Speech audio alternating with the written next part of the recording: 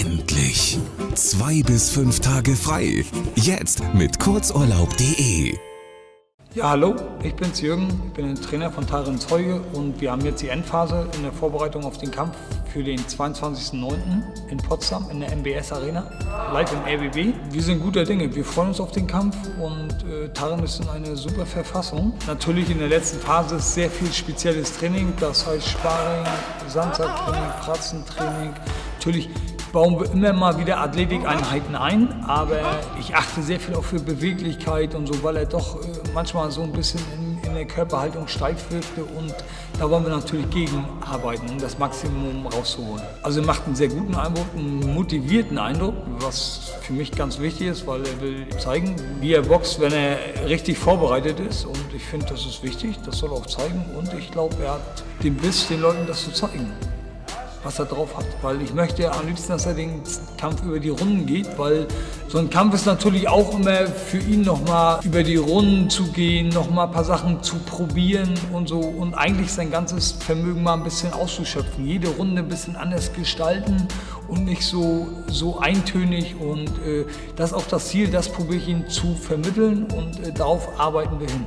Ja, da möchte ich nochmal sagen, das war ein offizielles Angebot. Wir haben ja Post bekommen von Sauerland, dass sie finden, das war kein offizielles Angebot, was natürlich ein Witz ist, aber ist ein offizielles Angebot. Wir können auch das nächste Mal gegeneinander boxen. Ich meine, das ist für alle gut. Ist für den Boxsport gut, ist für die Zuschauer gut, ist für jeden gut. Und es sind zwei junge Leute, wenn das ein super Kampf ist und so.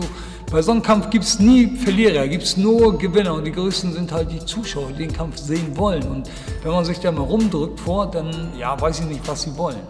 Dementsprechend, also wir stehen bereit. Unsere Telefonnummern sind immer noch die alten, also wir wechseln die nicht wöchentlich.